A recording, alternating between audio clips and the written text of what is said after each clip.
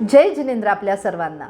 आपण ऐकत आहोत जैन तीर्थ रक्षा शिरोमणी वात्सल्य मूर्ती आचार्य श्री आर्यनंदी मुनिराजांचे जीवन चरित्र. चला तर सुरुवात करूयात मंगलाचरणाने. कनक कामिनी विषयवश दिसे सब संसार, त्यागी बैरागी महासाधु सुगुर भंडार, तीन घाटी नव कोड सब बंदो शीश नवाय, गुण 328 लो कहू आरती गाय, कहू आरती गाय. बोला पंच परमेष्ठी भगवान की जय जय जय. आचार्य श्री आर्यनंदी मुनिराज की जय जय जय. श्रोते हो, मागील भागामध्ये आपण परमपूज्य 108 आचार्य श्री आर्यनंदी मुनिराजांच्या 81व्या वाढदिवसाच्या सोहळ्याचे वर्णन ऐकले.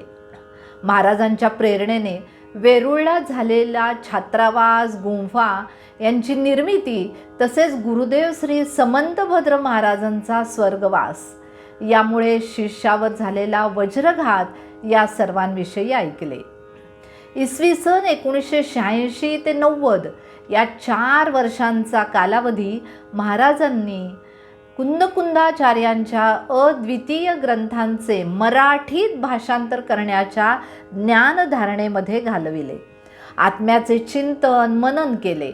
आत्म्यातील विविध शक्तींचा समुच्चय करून रत्नत्रयामध्ये निज धर्माचा विकास करण्याची साधना त्यांनी केली. यानंतर महाराज आले नवागड या क्षेत्री. तेथे फेब्रुवारी 1990ला पंचकल्याणक महोत्सव महाराजांच्या मार्गदर्शनाखाली अभूतपूर्वरित्या झाला. नवागड म्हणजे मराठवाड्यातील अविकसित क्षेत्र. तेथे एका शैक्षणिक कार्याचा ऐतिहासिक शुभारंभ झाला. श्रीमती रतनबाई चंद्रकांत सोनटक्के यांनी स्वतःची अत्यंत सुपीक असणारी, ऐका अत्यंत सुपीक असणारी 10 एकर शेती या क्षेत्राला दान दिली. श्रीमती रतनबाई चंद्रकांतराव सोनटक्के गुरुकुल प्रशाला या नावाने गुरुकुल स्थापनेचा संकल्प सोडण्यात आला. अहो, अशा महान व्यक्तींच्या दानराशींमुळेच अनेक संस्था, अनेक गुरुकुले, ब्रह्मचर्याश्रम, अनाथालय सुरू होतात आणि त्याचा लाभ असंख्य जीवांना होतो, शेकडो जणांना होतो आणि जे दान देतात त्यांना अतिशय अशा पुण्याचाच लाभ होतो. आता मुनीश्रींना वेध लागले होते गिरनार यात्रेचे, भगवान नेमी प्रभूंच्या चरणपादुकांच्या दर्शनाचे. तसे तर प्रथम महाराज तिथे गेले होते या यात्रेला, पण परमपूज्य गुरुदेव समंतभद्र महाराजांना उपसर्ग झाला होता. अहो, प्राण संकटात आलेले होते बाहुबलीला. त्यामुळे ही यात्रा अर्धवट सोडून महाराज बाहुबलीला गेलेले होते. पण आता मात्र मन ओढ घेऊ लागलेले होते गिरनार यात्रेचे. पहा, खरं तर वय 84च्या पुढे प्रकृती साथ देईल की नाही हा विकल्प श्रावकांच्या मनात होता, महाराजांच्या नाही. पण महाराजांची पूर्ण मानसिक तयारी होती आणि या तीव्र इच्छेमुळे विहार करण्याची संधीही आली. तीव्र इच्छेमुळे बरं का. त्याचे असे झाले, आचार्य श्रेष्ठ महाश्रेष्ठ श्री विद्यानंदजी महाराज बारामतीचा चातुर्मास आटोपून 52 गजा क्षेत्री जायला निघालेले होते. ते महाराजांच्या विनंतीमुळे वेरूळला आले. त्यांच्याबरोबर 52 गजा महासमितीचे प्रमुख श्री अशोक कुमारजी साहूजी होते. त्यांनी महाराजांना जानेवारी 1991च्या 52 गजाजी येथील पंचकल्याणक महोत्सवाचे निमंत्रण दिले. हे निमंत्रण स्वीकारून योग्य वेळी महाराजांनी विहार केला. संघ 5 जणांचा व संघपती होते तेच हिराचंद कस्तुरचंद कासलीवाल. विहार सुरू झाला. अनेक छोट्या मोठ्या गावामध्ये विहार करीत संघ पोहोचला 52 गजाजी या तीर्थक्षेत्री. तीर्थंकर श्री आदिनाथांचा महामस्तकाभिषेक महोत्सव होता. अहो, भारतातून जवळजवळ 4 लाख भक्त आलेले होते. न भूतो न भविष्यती असा हा महोत्सव पार पडला. मुनिश्रींच्या उपस्थितीमध्ये 52 गजाजी हे मध्य प्रदेशातील बडवानी जवळील अतिशय प्राचीन असे तीर्थक्षेत्र आहे. त्याचे नाव चुलगिरी सुद्धा आहे.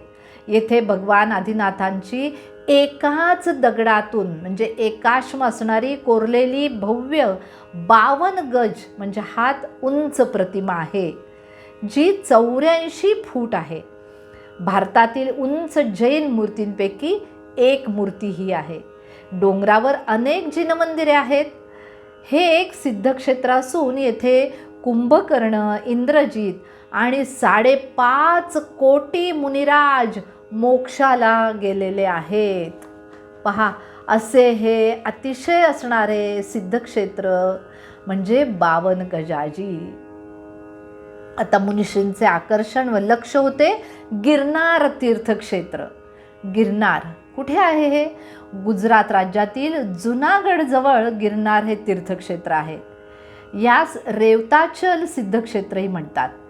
तेथे 22वे तीर्थंकर नेमिनाथ भगवंतांनी दीक्षा घेतली आणि येथेच त्यांना केवल ज्ञानाची प्राप्तीही झाली. त्यांना मोक्ष प्राप्त झाला गिरनार या तीर्थक्षेत्रातून. गिरनारला तशी तर 5 टोके आहेत. हजारो पायऱ्या चढाव्या लागतात. मुख्य शिखरापर्यंत चढण्यासाठी 10,000 पायऱ्या प्रवास करावा लागतो. अनेक जैन मंदिरांचे दर्शन करीत नेमिनाथ भगवंतांच्या चरणपादुकांचे दर्शन घेण्यास प्रत्येक भक्त उत्सुक असतो. पण आता तिथे काय परिस्थिती आहे? तिथे पेटलेला जो वाद आहे, ज्याच्यामुळे सहजासहजी दर्शन करणं जैन लोकांना शक्य होत नाही, हा वाद तर आपल्या सर्वांना माहितीच आहे. ती गोष्ट वेगळी असो. आता मुनिश्री आर्यनंदी गिरनारला पोहोचले. नेमिनाथ भगवंतांची ही निर्वाण भूमी, अत्यंत पवित्र असे हे क्षेत्र. उंचच उंच सुळके, सुळक्यांची रांगच जणू. या पवित्र ठिकाणी शासनम जिन शासनमचा उद्घोष घुमत होता आणि मुनिश्रींची पावले भगवंतांच्या चरित्राचे चिंतन करीत पटापट उचलली जात होती. डोळ्यांपुढे उभा राहिला होता भगवंतांच्या वैराग्याचा तो क्षण, ते जुनागड, तो विवाह प्रसंग आणि पशूंच्या आर्त स्वरांचे कारण देणारा तो बंधू कृष्ण. अगदी बारातच उभी राहिली बरं का मुनिश्रींच्या डोळ्यासमोर. नुकतेच महाराजांनी एक सुंदर गीत भजन एका श्रावकाने गायलेले ऐकले होते. ते मनामध्ये रुंजी घालू लागले. कोणते होते हो ते भजन किंवा गीत? ऐका तर. नेम जी की बारात कब से खड़ी, देखने को जूनागढ़ की भीड़ उमड़ी. नेम जी की बारात कब से खड़ी, देखने को जूनागढ़ की भीड़ उमड़ी. राजुल जी झरोके में कब से खड़ी, दुल्हन पे नजर दुल्हे राजा की पड़ी.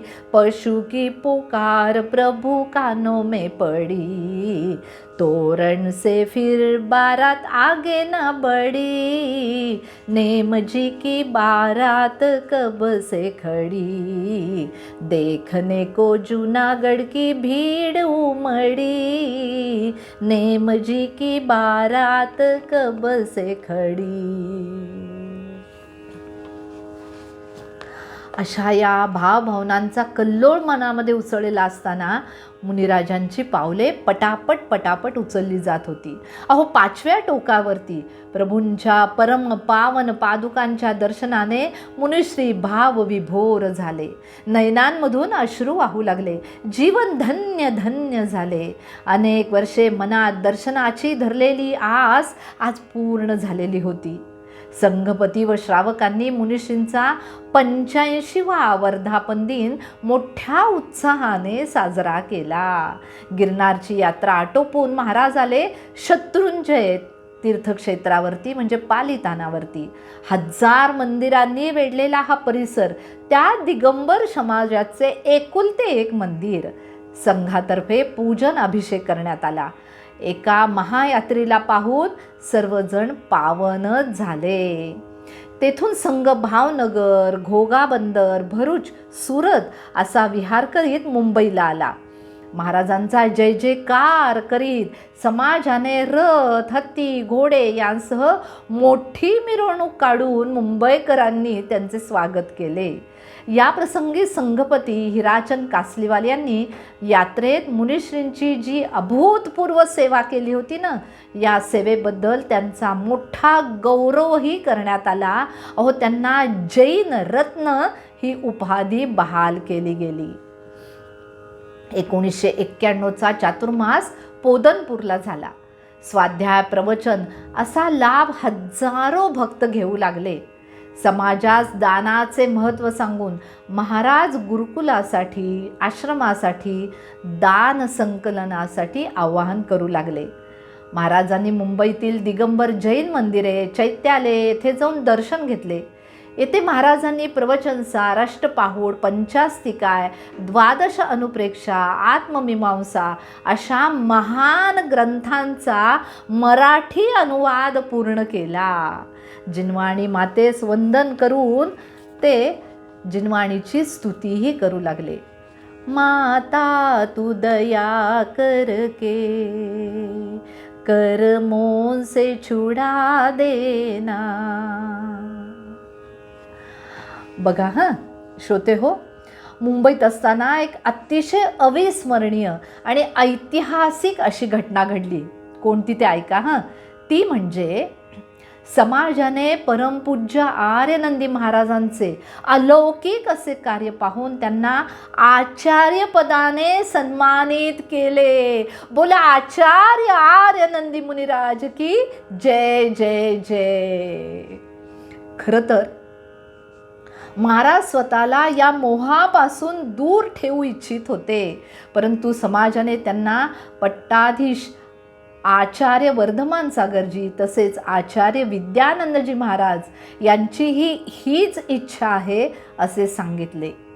त्यांनी हे पद स्वीकारणे किती आवश्यक आहे हे पटवून दिले आणि 24 डिसेंबर 1991 या तारखेस पोदनपूर क्षेत्रावरती आचार्यपद देण्यासाठी भव्य अशा समारंभाचे आयोजन केले गेले. यावेळी राजकीय, सामाजिक, धार्मिक अशा सर्व क्षेत्रातील मान्यवर, मोठमोठ्या व्यक्ती उपस्थित होत्या. मुनिश्रींच्या आचार्यपदासाठी परमपूज्य विद्यानंदजी आचार्य तसेच भारतवर्षीय दिगंबर जैन तीर्थक्षेत्र कमिटीचे अध्यक्ष श्री अशोक कुमारजी जैन, अनेक साधू, आचार्य, विद्वान, निष्ठावंत कार्यकर्ते यांची प्रशंसापत्रे आली. मुंबईतील समाजाच्या निर्णयाची स्तुती व अभिनंदना सर्वांनी यामध्ये केलेले होते. तीर्थांच्या रक्षणासाठी, संवर्धनासाठी मुनिराजांनी दिलेली प्रेरणा, योगदान आणि आशीर्वाद जैन इतिहासातील गौरवशाली कालखंडच आहे. त्यांच्यासमोर आम्ही नतमस्तक आहोत असे गौरव उद्गार सर्वांनीच व्यक्त केले.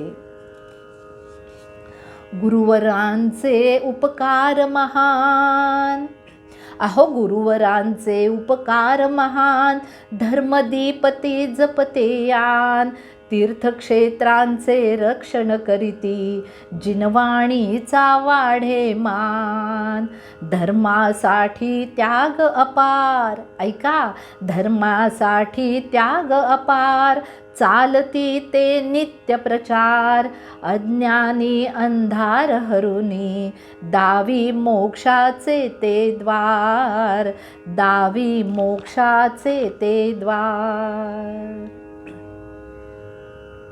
महाराजांचा 1992चा चातुर्मासही मुंबईमध्येच झाला, पोदनपूर येथे. यावेळी महाराजांनी अतिशय उल्लेखनीय असे कार्य केले. महाराज सैतवाल संघाचे आणि अखिल भारतवर्षीय सैतवाल परिषद यांचे महाअधिवेशन तिथे आयोजित केले महाराजांकडून. महाराज स्वतः यामध्ये उपस्थित राहिले. अनेक ठिकाणांहून मोठ्या संख्येने श्रावक उपस्थित होते. अनेक सामाजिक समस्यांवर सविस्तर चर्चा तसेच प्रगतीसाठी अनेक प्रस्ताव मंजूर झाले. नवयुवक समाजाची संघटना स्थापना झाली. त्यात महाराजांनी मार्गदर्शन केले. संघटन, ऐक्य, समता याचे महत्त्व त्यांनी सांगितले. सर्व समाजाच्या आत्मकल्याणासाठी तसेच समाज प्रबोधनासाठी स्वहितवाल संदेश हे नियतकालिक प्रकाशनाची प्रेरणासुद्धा त्यांनी दिली. खरंच सामाजिक आध्यात्मिक जागृतीसाठी गुरुकृपा असणे किती आवश्यक असते, नाही का? जीवन को उज्जवल बनाने के लिए गुरु का मार्गदर्शन चाहिए. जीवन को उज्जवल बनाने के लिए गुरु का मार्गदर्शन चाहिए. संयम की साधना करने के लिए गुरु की कृपा चाहिए. गुरु की कृपा चाहिए. अशी कृपा आपणा सर्वांवरती आनंदी महाराजांची होत होती. चला तर त्यांचे पुढील कार्य ऐकण्यासाठी भेटूया पुढील भागामध्ये. तोपर्यंत आपणा सर्वांना सप्रेम जय जिनेंद्र. सर्व जीवांच्या प्रती क्षमाभाव आणि मंगल भावना व्यक्त करूयात. जय जिनेंद्र. भेटूया पुढील भागामध्ये.